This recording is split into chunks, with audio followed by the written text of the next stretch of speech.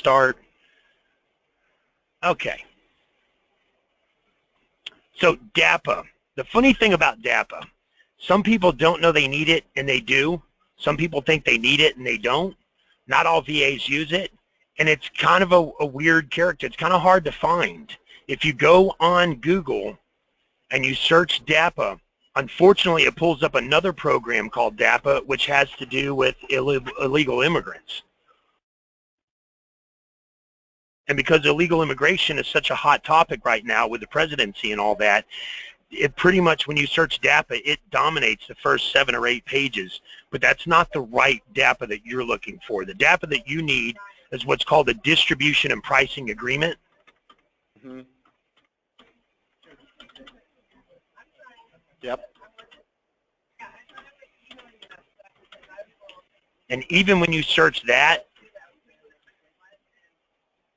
it doesn't bring up much about the DAPA, which is the MSPV program is another word for it. Yep.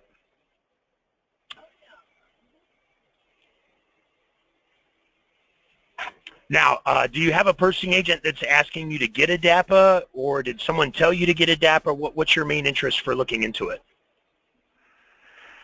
Yeah, so we are a medical device manufacturer. We are currently in about 4 or 5 active military facilities. Awesome. And using our product. But as we go forth and do that, it's in the current structure, we're going off of credit cards. We need to hand walk in product. It has its limitations, and it has challenges in terms of just the logistics for, I think, everybody involved. And so in a prior role at a prior company before I joined Torax, when we were at a very similar stage, we got a DAPA and then distributed through Cardinal Health. This was for a company called Intersect ENT, and it made everybody's lives much simpler. So that was that's my prior experience. It took a little while to go through the DAPA process. It took a little while to go and finalize the contract with Cardinal, but we did both those things. And once they were in place, it made life, as I said, much easier. Simpler. And so, and so with that as the backdrop of the experience, what we're looking to do here is expand out, deepen our ability to serve the organization, the institutions we're already serving. So Eisenhower, Martin, Army, Madigan, and some others, but also be able to expand our footprint and make it much easier. So that's kind of where we are right now. Excellent, excellent. DAPA is one of those things. DAPA is kind of like a GSA for medical or device for medical suppliers. In that it is a separate registration outside of the norm. It is extremely difficult. Like you said, it does take some time and there's some energy involved in processing it. Not all VAs are using it. Some are, and some are using it exclusively. I know there's a VA in Austin, Texas. Good luck selling to them anything if you're not on a DAPA. And they're even trying to push non-medical supplies and devices, which is weird because DAPA was designed specifically for medical devices and equipment, etc.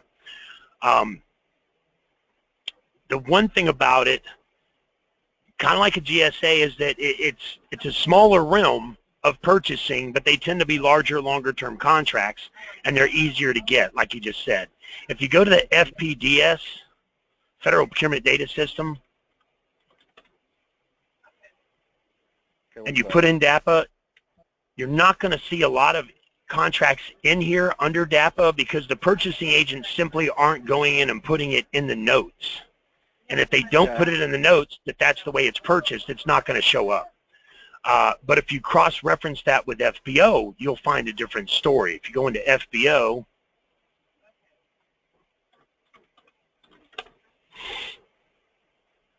go to the advanced search,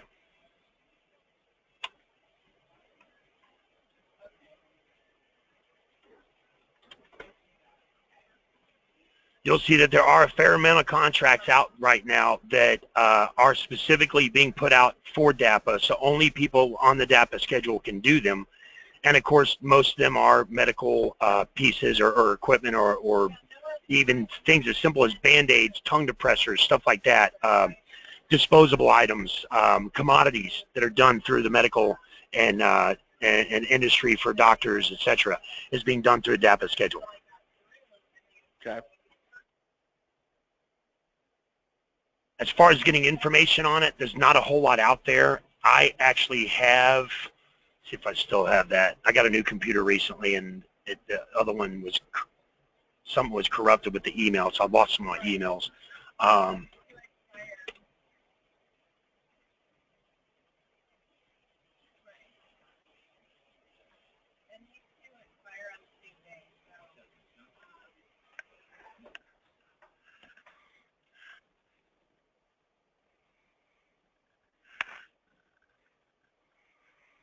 That's all of our vendors that are on a DAPA. In case you ever need to work with somebody as a sub or teaming agreement, let me know, because we have a lot of clients on it already.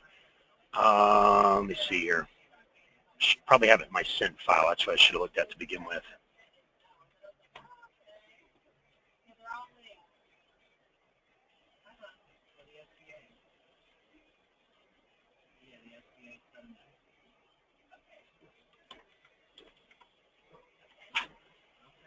So what are the trade-offs between getting your own DAPA versus working as a subcontractor off of someone who has one in place?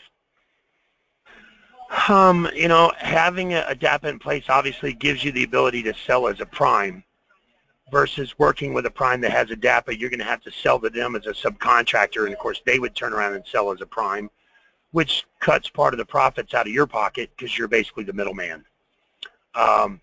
Not necessarily the worst problem to have, because I actually teach people how to broker contracts, and that's being the middleman is how they make their living. So it's not necessarily a bad thing, but if you have the ability to sell as a prime, you know, why broker it? Why be the middleman when you can sell direct? I have the MSPV program booklet that I'll send you that gives you the full details on DAPA, how the systems are broke down. I can send you that so you can look that over. And then basically at this point, what you're looking at is either the option of self-certifying or utilizing a third party. When it comes to the opportunities in FBO, it makes sense. But again, it's hard to track them because the purchasing agents don't put very many notes in there. So they don't show up much on the federal procurement data system at all.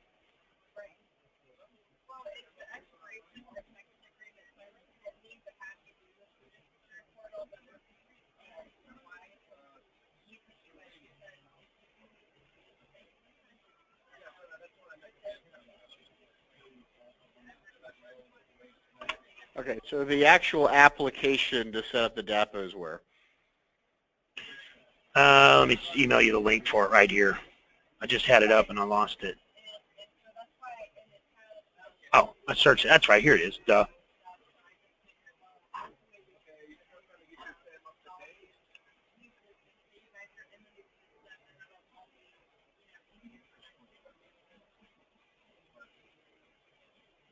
There's instructions down here, about halfway down on the document, called DAPA Made Easy. Okay. There it is. DAPA's Made Easy. So it's giving you instructions in this document I'm sending you on how to do it on your own. Okay. If you guys opt not to self-certify and you want us to process it for you, all you have to do is get with me, give me some details about the company. We need to know revenues and stuff like that from the last 3 years average, and then I can tell you what we would charge to process it for you. Not a problem. Okay. What is the typical timeline for managing through the application? People who self-certify, I've heard anything from 3 to 6 months. I've heard people call up and say they've been working on it for over a year. I've had people call up and say they paid an attorney $50,000 ago and they're still not on a DAPA. I've heard all kinds of stories. When it comes to us processing it, we can typically get it done within about 3 months. And that's usually at the soonest you can do it on your own is 3 to 6. Okay. So it really depends on what, what issues you guys run into, if you've got all the documentation and paperwork that they require, if you submit it properly in the right order. what a lot of people wind up making mistakes on is they'll put together a packet of information that's required, and they'll submit it, but they're missing one little piece that they didn't notice. And then it takes the government up to 30 days to review it, and after 30 days they deny it. And a lot of times when they deny it, they send it back. They don't tell you why they denied it. So then you have to go through it and try and figure out what was missing or what you did wrong, and then resubmit it, and then you got another 30 days to wait for them to accept it or deny it again. And then there's multiple documents that are submitted, so you might get the first two right, and then the third one takes 6 months for, you know, it really depends. But I can tell you, as far as we're concerned, if you just look at the grand scheme of things, in SAM, which is the primary system you have to be registered in to get a DAPA, there's 1.2 million for-profit vendors in SAM right now. Over 900,000 of them are inactive. There's only about 340,000 active for-profit vendors in SAM. More than half of those are big business, but let's just say half are big, half are small for argument's sake. So about 160,000 small businesses are active in SAM right now. Our organization, U.S. Federal Contractor Registration, we've processed 80,000 SAM registrations. We're technically responsible for half the small businesses that are selling to the government right now. So when it comes to processing something like a DAPA or a GSA or an 8A or a hubzone, you know, registrations that are far more complicated than the basic SAM and DSBS, et cetera, we are the leader in the industry.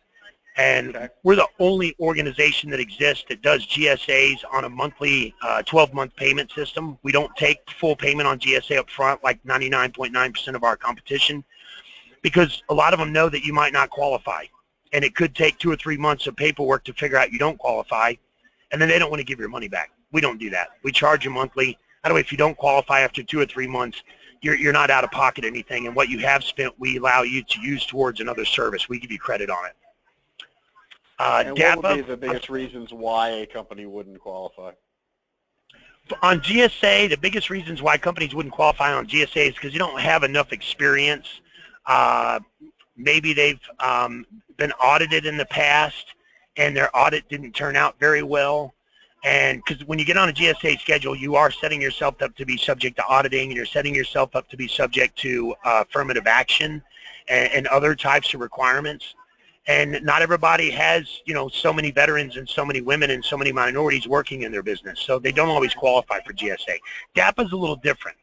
DAPA is kind of the same in that it takes a while to process, and it's not cheap. I'm not going to sugarcoat it, but there's not as many requirements with DAPA. The likelihood of you not qualifying for a DAPA is pretty much zero.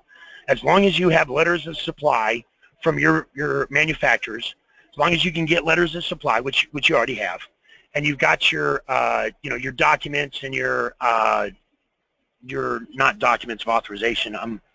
I know so much, I forget half as much as I know sometimes. Articles of incorporation. As long as you have all your documentation in place that we need to process it, you're going to qualify for a DAPA because you sell medical devices and products, number one. It sounds like you've already got purchasing agents that you're working with that are basically telling you, hey, get on a DAPA and we'll make it easier on you, or we can buy more from you. Or like you said, you've got experience with a company in the past that got on the DAPA and things got much easier and faster, and you could sell more. So it's really, if you're in a position where a DAPA can benefit you, it's a no-brainer because there's very few people in that program. It's kind of like the 8A. It's kind of like the hubzone, in that, you know, for small businesses, selling as a small business, yeah, there's 23% set aside, but there's 160,000 small businesses sharing that. For small businesses that can get in the 8A, it's the same 5% that they're getting as a minority or woman or veteran, but there's only 5,300. There's less than 1/10 of 1% of the competition. DAPA's the same. DAPA's in that same category. There's so few people that hold a DAPA right now that there's very little competition. Some of the DAPA purchases I'm seeing, there's only one offer received. There's literally not a second bidder because there's very few people that hold it. Sometimes it's impossible to get a second quote, you know. Mm-hmm. It's definitely worth having if you're in a position where you can use it, which you are, and you're in a position where you've already got past performance. Now, we get a lot of people that call up and say, hey, I want to get on a DAPA, but they haven't sold anything to the government. They have no past performance. In that case, I would say, listen, take a step back. Let's focus on just some no-bid contracts. Let's focus on winning a few and getting some under your belt, and then you'll be a better fit for the DAPA down the road. You guys fortunately already have the past performance. You're in a good position for it. It's just a matter of getting it processed quickly and painlessly. Yep, yep. Okay. Got it. No, I appreciate that.